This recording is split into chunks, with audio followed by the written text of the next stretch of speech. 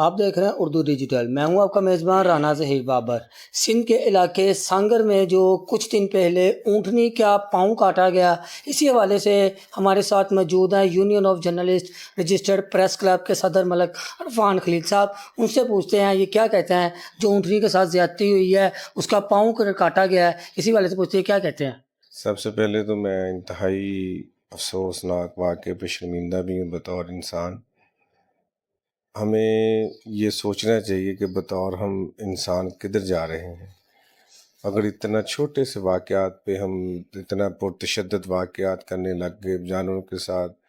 ظلم کرنا لگ گئے،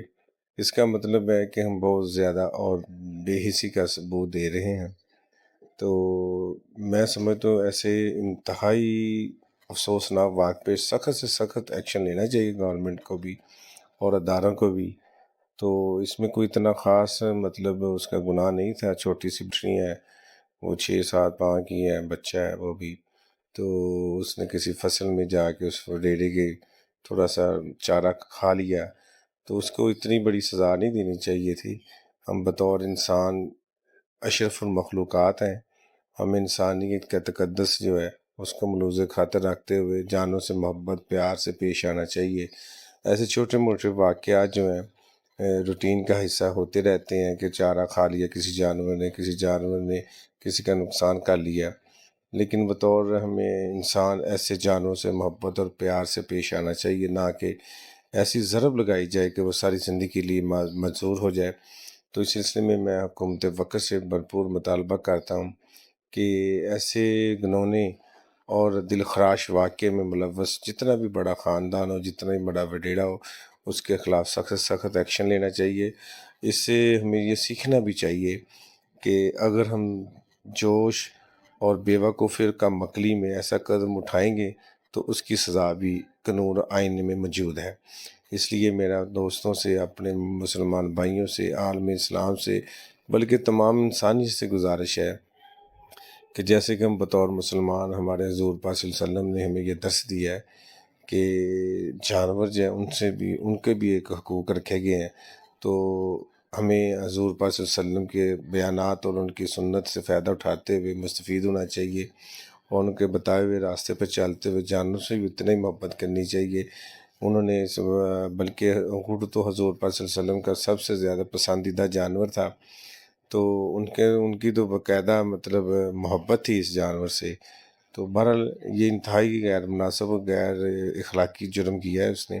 تو اس پہ کڑی سے کڑی سزا ہونی چاہیے تاکہ آئندہ کوئی بھی بندہ ایسا جرم کرے تو اسے یہ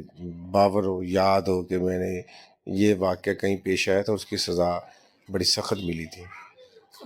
سر آپ یہ بتائیں گا کہ اگر کوئی بھی جو سے انسان ہے وہ جانوروں پہ ظلم کرتے ہیں تو آپ اس حوالے سے کیا کہتے ہیں، اپنا پیغام دینا چاہ رہے ہیں کہ عوام کو ہے وہ فصلوں میں لوگ چلے جاتا ہے، جانور کسی نہ کسی فصل پہ چلے جاتا ہے، وہ کوئی اسے ڈنڈوں سے مارتا ہے، کوئی سوٹوں سے، کوئی کسی چیز سے۔ یہ آج جو اونٹنی کا واقعہ کچھ دن پہلے آیا ہے، ٹھیک ہے، اس حوالے سے آپ اپنی عوام کو کیا پیغام، مسلمانوں کو، انسانیت کو کیا پیغام دینا چاہ رہے ہیں؟ انسانیت نام میرا یہی پیغام ہے کہ دیکھیں ہماری اولاد جو ہمارے پسندیدہ مطلب ہے کہ دنیا میں سب سے زیادہ عزیز ہوتی ہے، ہماری جان ہوتی ہے، وہ بھی انسان بندے کے نقصانات کر دیتے ہیں، تو ہم اس کے لیے بھی صبر اور شکر کرتے ہیں کہ چلے کوئی بات نہیں، بچہ ہمارا، غلطی ہوگی، کوتاہی ہوگی۔ جانوروں کے لیے ہمیں ایسا ہی صبر و تحمل کا مظاہرہ کرنا چاہیے کہ اگر کوئی جانور تھوڑا سا چارہ کسی کا کھا جائے تو اسے مہمان سمجھتے ہوئے اس کی خدمت کر کے اسے بلکہ زیادہ محبت سے کھلانا چاہیے، اور اسے ڈانٹ کے پیار سے محبت سے اپنے کھیتوں سے نکالنا چاہیے۔ دوسرا میں گزارش کروں گا ایسے حضرات سے جن کے پاس جانور رکھے ہوئے، وہ بھی خیال رکھیں کہ کسی کے فصلوں کو زیادہ نقصان ہو، کسی کے فصلوں میں جا کے جانور زیادہ گھس جاتے ہیں تو وہ بھی نقصان ہوتا ہے۔ وہ بھی اس وقت جو جانور رکھتے ہیں ان کو بھی چاہیے کہ وہ بھی اپنے ہمسائے کا، اپنے مقامی لوگوں کے حقوق کا تقدس رکھے، ان کو بھی محبت اور پیار سے جانوروں کو روکے ادھر جانے سے۔